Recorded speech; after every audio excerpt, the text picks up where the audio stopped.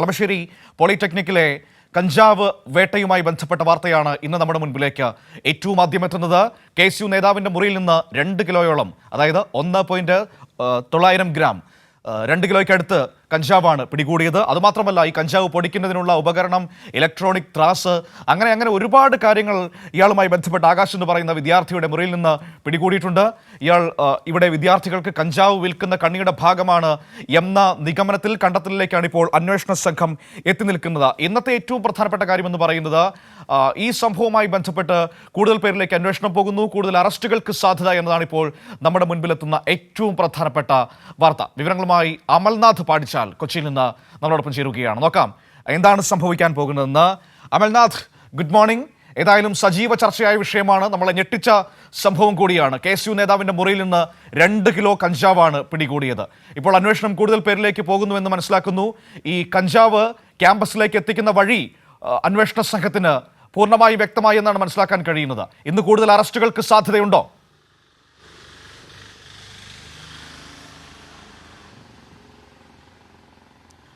Manu, good morning. കഴിഞ്ഞ ദിവസം വളരെ ഞെട്ടിക്കുന്ന വാർത്തകൾ തന്നെയായിരുന്നു പുറത്തു വന്നിട്ടുണ്ടായിരുന്നത്. അതായത് കളമശ്ശേരി പോളിടെക്നിക്കിലെ ഹോസ്റ്റലിൽ ആണ് ഇത്തരത്തിൽ 2 കിലോയോളം കഞ്ചാവ് പിടികൂടിയിട്ടുണ്ടായിരുന്നു. അതുമായി ബന്ധപ്പെട്ട അന്വേഷണം പുരോഗമിച്ചുകൊണ്ടിരിക്കുന്ന ഒരു സാഹചര്യം തന്നെയാണ്. കൂടുതൽ പേരിലേക്ക് അന്വേഷണം നീളും എന്നാണ് നിലവിൽ മനസ്സിലാക്കുന്നത്. അതോടൊപ്പം തന്നെ ഈ കണ്ണിയിൽ, അതായത് ഈ കഞ്ചാവ് ക്യാമ്പസിനകത്ത് വിൽപ്പന ചെയ്യുന്നതിൽ പ്രധാനപ്പെട്ട ഒരാളാണ് പിടികൂടിയ KSU നേതാവായ ആകാശ്. ഈ ആകാശിന് പുറമെ മറ്റാരൊക്കെയാണ് ഈ ഒരു കഞ്ചാവ് വിൽപ്പന നടത്തുന്ന ആ ഒരു ശൃംഖലയിലുള്ളത്, ഒപ്പം തന്നെ ഇതിലെ മുഖ്യ സൂത്രധാരൻ ആരാണ്, അത്തരത്തിലുള്ള അന്വേഷണങ്ങളിലേക്കാണ് ഇനി കടക്കുക എന്നാണ് നിലവിൽ മനസ്സിലാക്കാൻ വേണ്ടി സാധിക്കുന്നത്. അതേസമയം തന്നെ കഴിഞ്ഞ ദിവസം ഇതുമായി ബന്ധപ്പെട്ട് ആകാശിൻ്റെ റിമാൻഡ് റിപ്പോർട്ട് പുറത്തു വന്നിരുന്നു. ആ റിമാൻഡ് റിപ്പോർട്ടിലെയും കാര്യങ്ങൾ വളരെ ഞെട്ടിക്കുന്ന തന്നെയായിരുന്നു.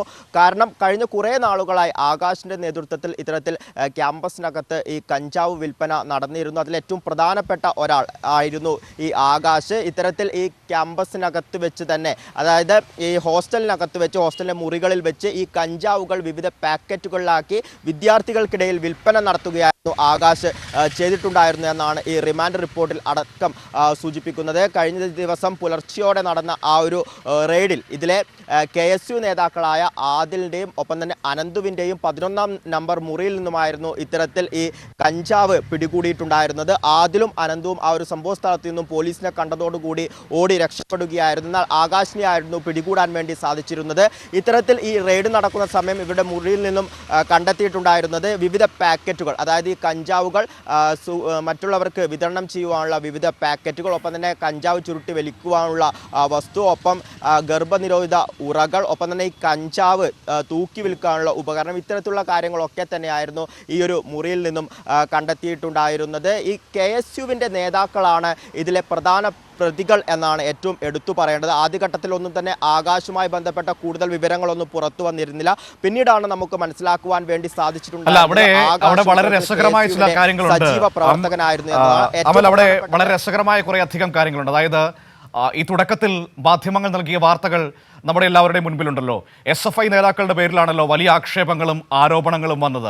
എന്നാൽ കുറച്ച് കഴിയവേ സത്യാവസ്ഥ പുറത്തേക്ക് വരികയായിരുന്നല്ലോ. ഈ ആകാശ് KSU പ്രവർത്തകരാണ്, KSUവിൻ്റെ പ്രധാനപ്പെട്ട നേതാവാണ് എന്നതടക്കമുള്ള കാര്യങ്ങൾ നമ്മുടെ മുൻപിലേക്ക് വരുന്നു. അവിടുത്തെ KSU പ്രവർത്തകർ തന്നെ ആകാശ് അവരുടെ സ്ഥിരം പ്രവർത്തകനാണ് എന്നത് സ്ഥിരീകരിക്കുന്നത് നമ്മൾ കണ്ടതാണ്. ആദ്യഘട്ടത്തിൽ പ്രതിപക്ഷ നേതാവൊക്കെ SFIക്കെതിരെയൊക്കെ രൂക്ഷമായി പ്രതികരിക്കുന്നത് നമ്മൾ കണ്ടതാണ്. എന്നാൽ യഥാർത്ഥത്തിൽ സംഭവിച്ചത് എന്താണ്? ഇതിൻ്റെ പുറകിൽ പ്രവർത്തിക്കുന്നത് KSUവിൻ്റെ വലിയൊരു ഗ്യാങ് ആണ് എന്നതാണ് വ്യക്തമായത്. മാധ്യമങ്ങളുടെ ആ സമീപനം എടുത്തു പറയേണ്ടതാണ്. ശരിയാണ്, ഇതിലൊരു SFI പ്രവർത്തകൻ ആരോപണ വിധേയനായി നിൽക്കുന്നുണ്ട്. പക്ഷേ 9 ഗ്രാം കഞ്ചാവാണ് അയാളിൽ നിന്നല്ല പിടിച്ചത്, അയാളുമായി ബന്ധപ്പെട്ട ഇടത്തിൽ നിന്ന് പിടിച്ചത്. അയാൾ ആ സമയത്ത് അവിടെ ഉണ്ടായിരുന്നില്ല എന്നതാണ് വസ്തുത. പക്ഷേ മാധ്യമങ്ങൾ ചെയ്തത് KSUക്കാരുടെ മുറിയിൽ നിന്ന് ലഭിച്ച 2 കിലോ കഞ്ചാവിനേക്കാൾ ഈ 9 ഗ്രാം കഞ്ചാവിന് പ്രാധാന്യം നൽകുന്നതാണ് കണ്ടത്. വലിയ വിമർശനങ്ങൾ ഉയർന്നു വന്നതിനെ തുടർന്ന് പിന്നീട് ആ നിലപാട് മാധ്യമങ്ങൾക്ക് തിരുത്തേണ്ടി വന്നതും നമ്മൾ കണ്ടതാണ്. യഥാർത്ഥത്തിൽ സംഭവിക്കുന്ന എന്താണ്? കക്ഷി രാഷ്ട്രീയത്തിൻ്റെ കളിയിലേക്ക് ഈ വലിയ പ്രശ്നം ചുരുക്കുമ്പോൾ നമ്മുടെ മുന്നിൽ നിന്ന് യഥാർത്ഥ പ്രതികൾ ഒളിച്ചോടുകയും രക്ഷപ്പെടുകയും ചെയ്യുകയാണ്. പ്രതിപക്ഷത്തിൻ്റെയും മാധ്യമങ്ങളുടെയും ഈ നിലപാട് കാരണം സംഭവിക്കുന്ന അതാണ്.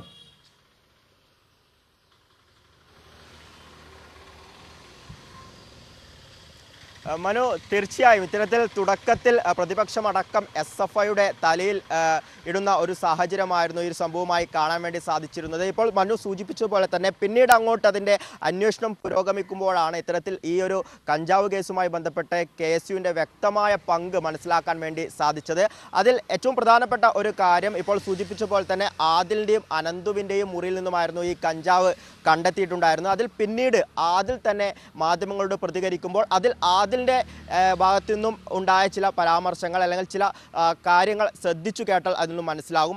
ആദിൽ പറഞ്ഞിട്ടുണ്ടായിരുന്നത് ഇങ്ങനെയാണ്: ആകാശ് എന്ന് പറയുന്നത് നമ്മുടെ കൂടെ പഠിക്കുന്ന ഒരു കുട്ടിയാണ്, ഒപ്പം തന്നെ നമ്മുടെ കൂടെ സംഘടനാ പ്രവർത്തനം നടത്തുന്ന ഒരാളാണ്. ആദിൽ KSUവിൻ്റെ യൂണിറ്റ് മെമ്പറാണ് ആകാശ് KSUവിൻ്റെ യൂണിറ്റ് മെമ്പറാണ് എന്ന് വളരെ വ്യക്തമായി തന്നെ ആദിൽ ആ ഒരു ബൈറ്റിൽ മാധ്യമങ്ങളോട് പറഞ്ഞിട്ടുണ്ട്. ഇതിൽ നിന്നും ആകാശ് കൃത്യമായി KSUവിൻ്റെ സജീവ പ്രവർത്തകനാണ് എന്ന് മനസ്സിലാകുന്നു. ഒപ്പം തന്നെ ആ മുറിയിൽ നിന്നും ഓടി രക്ഷപ്പെട്ട ആദിലും ഒപ്പം തന്നെ അനന്തുവും ഇത്തരത്തിൽ KSUവിൻ്റെ സജീവ പ്രവർത്തകരാണ്. ഇതിൽ ആദിൽ മുന്നേ തന്നെ KSUവിന് വേണ്ടി KSUവിൻ്റെ പാനലിൽ ആർട്സ് സെക്രട്ടറിയായി മത്സരിച്ചിട്ടുണ്ടായിരുന്നു. ഇത്തരത്തിൽ ഇവർ 3 പേരും KSUവിൻ്റെ സജീവ പ്രവർത്തകരാണെന്ന് മനസ്സിലാക്കുവാൻ വേണ്ടി സാധിക്കുന്നു. ഇനി ഇവർക്ക് ഈ കഞ്ചാവ് എത്തിച്ച് നൽകിയത് ആരൊക്കെയാണ്, പൂർവ്വ വിദ്യാർത്ഥികളാണ് ഈ ഹോസ്റ്റലിലേക്ക് കഞ്ചാവ് എത്തിച്ച് നൽകിയത് എന്ന അന്വേഷണത്തിൽ നിന്ന് മനസ്സിലാക്കിയിട്ടുണ്ട്.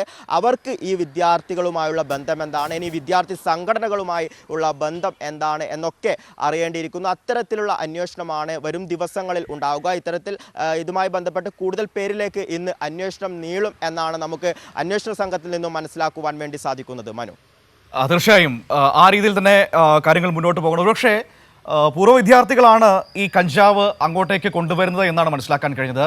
അത് അവിടുത്തെ KSU നേതൃത്വത്തിലുള്ള വിദ്യാർത്ഥി സംഘം സ്വീകരിച്ച് അത് അവരുടെ മുറികളിൽ ഈ KSU നേതാക്കൾ ആകാശിന് അനുവദിച്ച ഹോസ്റ്റൽ ബ്ലോക്കിലെ 11-ാം നമ്പർ മുറിയാണെന്നാണ് ഞാൻ മനസ്സിലാക്കുന്നത്. താഴത്തെ ഫ്ലോറിലെ 11-ാം നമ്പർ മുറി. ആ 11-ാം നമ്പർ മുറിയാണല്ലോ ഇതിൻ്റെ എല്ലാം കേന്ദ്രമെന്ന് പറയുന്നത്. അവിടെ വെച്ച് ഇത് പൊടിക്കാനുള്ള ഉപകരണമുണ്ട്, ഇത് തൂക്കിയെടുക്കാൻ ത്രാസുണ്ട്, മറ്റ് സംവിധാനങ്ങളൊക്കെ ഉണ്ട്. അപ്പോൾ ആ രീതിയിൽ ഒരു വലിയ നെക്സസ് അവിടെ പ്രവർത്തിച്ചിരുന്നു എന്നല്ലേ മനസ്സിലാക്കേണ്ടത്?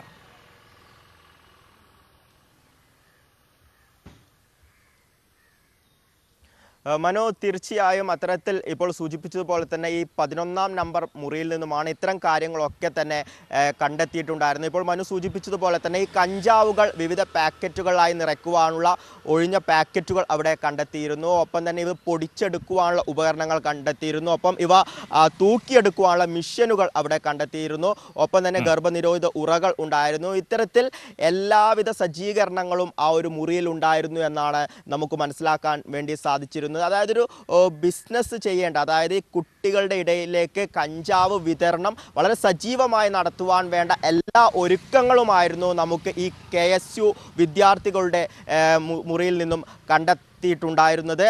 അത്തരത്തിൽ സജീവമായി കഴിഞ്ഞ കുറേ നാളുകളായി ഇവർ വിദ്യാർത്ഥികൾക്കിടയിലേക്ക് ഈ ലഹരി പദാർത്ഥങ്ങൾ അതിനൊപ്പം തന്നെ ഈ കഞ്ചാവ് വിൽപ്പന നടത്തിയിട്ടുണ്ടായിരുന്നു എന്ന ഇതിൽ നിന്നും തെളിവ് സഹിതം നമുക്ക് വ്യക്തമാകുന്ന ഒരു സാഹചര്യം കൂടിയാണ്. പ്രത്യേകിച്ച് ഇന്നത്തെ ആ ഒരു സാഹചര്യം കൂടി നമുക്ക് എടുത്ത് പരിശോധിക്കേണ്ടിയിരിക്കുന്നു. വിവിധ ഇടങ്ങളിൽ ഇത്തരത്തിൽ കഞ്ചാവുമായി ബന്ധപ്പെട്ട് വലിയ രീതിയിലുള്ള പ്രശ്നങ്ങൾ ഉണ്ടാകുന്ന ഒരു സാഹചര്യമാണ്.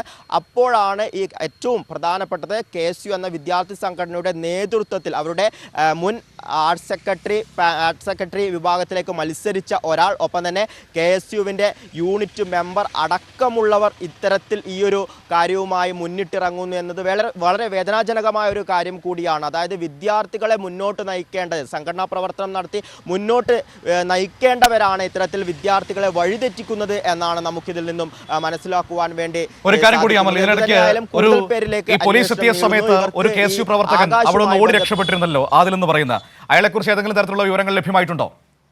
മനോ, തീർച്ചയായും ആദിലും അനന്തും ഇവർ 2 പേരുമായിരുന്നു ഈ പോലീസ് ഇത്തരത്തിൽ പരിശോധനയ്ക്ക് എത്തിയപ്പോൾ അവിടെ നിന്നും ഓടി രക്ഷപ്പെട്ടിട്ടുണ്ടായിരുന്നത്. കൂടുതൽ വിവരങ്ങൾ ഒന്നും അവരുമായി ബന്ധപ്പെട്ട് ലഭ്യമായിട്ടില്ല. അവരിലേക്ക് അടക്കം അന്വേഷണം ഇന്ന് നീളും എന്നാണ് നിലവിൽ മനസ്സിലായിട്ടുള്ളത്. അവർക്ക് പുറമെ ഇപ്പോൾ സൂചിപ്പിച്ചതുപോലെ തന്നെ ഈ പൂർവ്വ വിദ്യാർത്ഥികൾ ആരൊക്കെ, അതായത് ഇതിൻ്റെ സോഴ്സ് എന്താണ് എന്ന് കണ്ടെത്തി നശിപ്പിക്കുവാനുള്ള നീക്കങ്ങളിലേക്കായിരിക്കും കടക്കുക എന്നാണ് മനസ്സിലാക്കുന്നത്.